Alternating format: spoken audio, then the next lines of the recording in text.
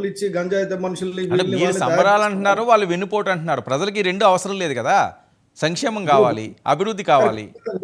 కాదండి, ప్రజలకి వెన్నుపోటు గొడవపోటు అన్ని గుర్తున్నాయండి, ఏం మర్చిపోలేదు ప్రజలు. ఇప్పుడు బాబాయ్ ఎలా చచ్చిపోయాడో, లేకపోతే చెల్లు పైకి వచ్చి ఎలా గొలవెడుతుంది, అదే తల్లి ప్రజలకు గొలవెడుతుంది, హామీలు కూడా గుర్తుంటాయి కదా సత్య గారు. తప్పకుండా గుర్తుండాలి. గుర్తు లేకపోతే ఈ పండగ గుర్తేస్తుంది. మీకు చెప్తున్నా, మాకు ధైర్యం లేకపోతే ఉమ్. ఈ పండుగలు ఈ పండుగలు పెడితే నిజంగా వాళ్ళు వచ్చి కొట్టాలి కదా మమ్మల్ని. ఎక్కడ వచ్చారు?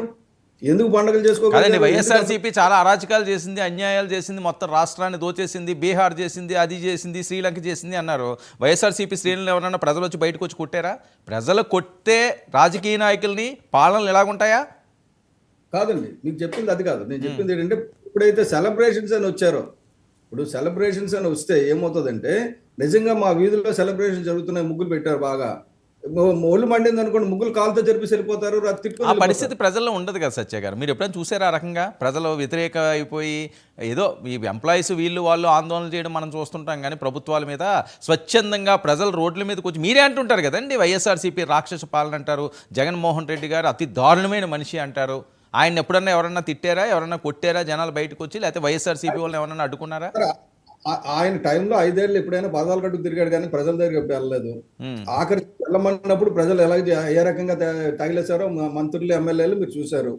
నేనేమంటానంటే, అటువంటి వాతావరణం సంవత్సరంలో నిజంగా ప్రజల నుంచి తిరుగుబాటు వచ్చి ఉంటే అదే మొన్న ఫంక్షన్ అలా జరిగేది కాదు. That's an indication. నేను ఒకటి మాత్రం నేను చెప్తాను, సూపర్ 6 డెఫినెట్ గా చేయాలి. అలాగే షణ్ముఖ వ్యూహంలో పవన్ కళ్యాణ్ గారు చెప్పింది 10 లక్షల రూపాయలు మనం గ్రాంట్ ఇద్దాం అనుకున్నాం యువతకి, ఇవన్నీ కూడా చేయాలి, చేస్తున్నారు. ఆ రకంగా ఆలోచన నడుస్తుంది. నేనేం చెప్తానంటే, now we are in the first year taking off టైంకి వచ్చాం. Let us celebrate after 3 months, after 4 months మళ్ళీ పెడదాం వరం గారు, తప్పకుండా. ఇప్పుడు ఇదేంటంటే ఇట్స్ వండర్ఫుల్ థింగ్.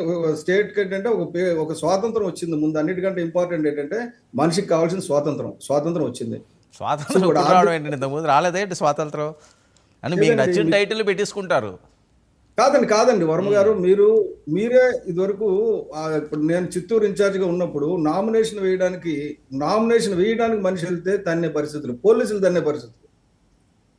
అక్కడి నుంచి అడవి భూమి ఎంత దబ్బుగా తీసుకున్నారో పెద్దిరెడ్డి గారు, సజ్జల గారు, వీళ్ళంతా ఇప్పుడు చూస్తున్నాం కదా.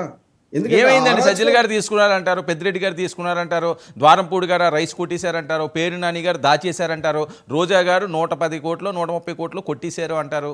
ఏమైంది మరి? వాళ్ళ కేసులు ఏమైనాయి, అరెస్టులు ఏమైనాయి ఈ ఏడాదిలోని? అవేమీ కనిపించలేదా? అవి నిజాలా అబద్ధాలా, కావాలని ప్రచారాలు చేస్తున్నారా? అన్ని భూములు ఇప్పుడు ఏదైతే అక్రమంగా తీసుకున్నారో అన్ని భూములు స్వాధీనపరుచుకున్నారు, కేసులు నడుస్తాయి, ఆగదు. వాళ్ళందరికీ ఏంటంటే, మీరు సడన్ గా అరెస్ట్ చేశారనుకోండి ఆధారాలు లేకుండా, చికాకు. ఇప్పుడు ఆధారాలు లేవు అంతేనా? కాదండి, ల్యాండ్స్ ఎక్కువ చూసుకున్నారు కదా, ల్యాండ్స్ ఎలాగిస్తారు? ఇవి రైస్వి ద్వారంపూడి చంద్రశేఖర్ రెడ్డి ఏమైంది, రోజా గారు ఆడదాం ఆంధ్ర ఏమైంది?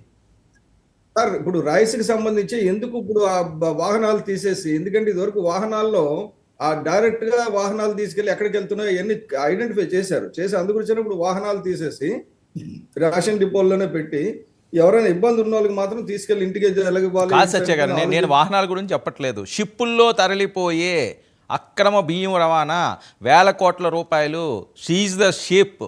ద్వారంపూడి నిన్ను రోడ్డు మీద బట్టలు ఇప్పించి పరిగెట్టిస్తాను, మీ తాతకి డిటి నాయక్ చేశాడు, నీకు ఈ భీమ్లా నాయక్ చేస్తాడు, ఇవన్నీ ఏమై పని? ఏమీ దొరకట్లేదు ఆధారాలు?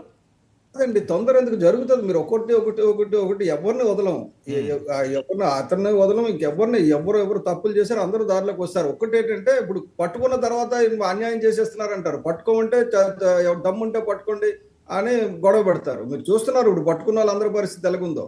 అదే పరిస్థితి ద్వారంపూడి చంద్రశేఖర్ రెడ్డి తప్పించుకుని వెళ్ళే పరిస్థితే లేదండి. ఎందుకంటే ఆయన సిస్టమ్ ని కరప్ట్ చేసుకుని అలా షెల్టర్ లో ఉన్నాడు. ఆ సిస్టమ్ ని ఇప్పుడు క్లియర్ చేస్తున్నారు. కాబట్టి త్వరలో మీ పార్టీకి సంబంధించిన ముఖ్యులే వాళ్ళతో పాటు చేతులు కలిపారు, అక్కడ స్థానిక తెలుగుదేశం పార్టీ నేతలు కూడా చేతులు కలిపారని కదా వస్తున్న టాకు. అందుకనే ఆయన కాల్ రైస్ తిరుగుతున్నాడు, దమ్ముంటే అరెస్ట్ చేయమంటున్నాడు. నేను ఒకటి చెప్తాను చూడండి, మా పాత సామెత ఒకటి ఉండదు, ఏ కర్ర నగ్గుంటే ఆ కర్ర కాలిపోద్దని. కాబట్టి ఎవరు తప్పు చేస్తే వాళ్ళు నాశనం అయిపోతారు, అందులో అనుమానం లేదు. కొద్దిగా డిలే అవుతుంది తప్ప ఇంకేం లేదు. సరే మరొక అంశం, 30% వచ్చినాయా మీకు పదవులు? ఏదండి? జనసేనకి 30% కదా పదవులు రావాలి, అవన్నీ వచ్చినాయి ఏడాదిలో. పోనీ మిగతా విషయాలు పక్కన పెట్టండి, మీ పార్టీ విషయానికి ఈ ప్రశ్న మొట్టమొదట ఇండైరెక్ట్ గా అడిగారు, నేను సమాధానం చెప్పేశానండి. 30% వచ్చినాయా 3% వచ్చినాయా పక్కన పెడితే ఉమ్. పదవుల గురించి పనిచేయడం లేదు జనసేన పార్టీ. అరే కాదండి, మీ రేషియో మీరు తీసుకోవాలి కదండి. మొట్టమొదటి పదవుల కోసం ప్రశ్న పని చేస్తున్నారా లేదా అన్నది పక్క విషయం. మీకు కావాల్సిన శాతం మీకు రావాలి కదా. సార్ వచ్చిందా? సార్ వస్తాయి మీకు. నేనేం చెప్తానంటే అది కూడా ఈ ఏడాదిలో రాలేదు, వచ్చే ఏడాది వస్తుంది అంతేనా? నామినేటెడ్ బదులు ఒక సంవత్సరంలో అయిపోయి కాదు. ఈ ప్రతిదీ 2 ఏళ్ళ టెన్యూర్ ఉంటుంది. ఇప్పుడు వాళ్ళకి వస్తే తర్వాత మనకు వస్తుంది ఇబ్బంది. అప్పుడు పదవుల గురించి పనిచేయడం కంటే నేర్చుకోమంటున్నారు పని. వస్తే మీకు పదవి వస్తే ఏం చేయాలో అది నేర్చుకోండి అని చెప్పి కళ్యాణ్ గారు చెప్పింది ఏంటంటే, first of all try to understand the job, then we will get it. కాబట్టి దాని గురించి వరి లేదండి. దాని గురించి ఎందుకంటే ప్రజలు డెఫినెట్ గా ఆశ, ఏదైతే ఎవరైతే ఆశపడి వచ్చి దాని గురించి పనిచేస్తారో వాళ్ళు బాధపడుతున్నారు. Right sir. దేని గురించి కాదు సార్, దేని గురించి ఎవ్వరూ ఏమీ ఆందోళన పడకండి. ఆంధ్రప్రదేశ్ రాష్ట్రం ఏ రకంగా అభివృద్ధి చేయాలన్న దాని మీద ఆవేదన చెందండి. ఆ రకంగా ఆలోచించండి. ఒక మంచి అవకాశం వచ్చింది కాబట్టి ఫోకస్ అంతా కూడా పవన్ కళ్యాణ్ గారి మీద ఎక్కువ ఉంటుంది కాబట్టి. ఎందుకంటే ఏ రకంగా కూటమి అయిందో, ఏ రకంగా సక్సెస్ వచ్చిందో అందరూ చూస్తున్న వాళ్ళే. ఎందుకంటే నేనున్నాను అని చెప్పాడు ఈయన. నేను అడ్డుపడతాను, నేను చేస్తాను, నన్ను రోడ్డు మీద పెట్టి ప్రశ్నించండి, నేను జవాబుదారీ అన్నారు. సార్ ఈ రోజు అయిపోలేదు. జస్ట్ డెఫినెట్ గా ఇంకొక సంవత్సరం చూసిన తర్వాత ప్రజలు అదే అడుగుతారు, అయ్యా నువ్వు ఉన్నానన్నావు 2 సంవత్సరాలు అయిపోయింది ఏం చేస్తున్నావు అని. ఈ లోపల అన్ని సర్దుకుంటాయి, మీరేం కంగారు పడకండి. ఫస్ట్ ఇయర్ అందుకే చెప్పాను. Right, okay. థ్యాంక్ యూ, నమస్తే. థ్యాంక్ యూ సో మచ్ సత్య గారు. ఇది బొలిశెట్టి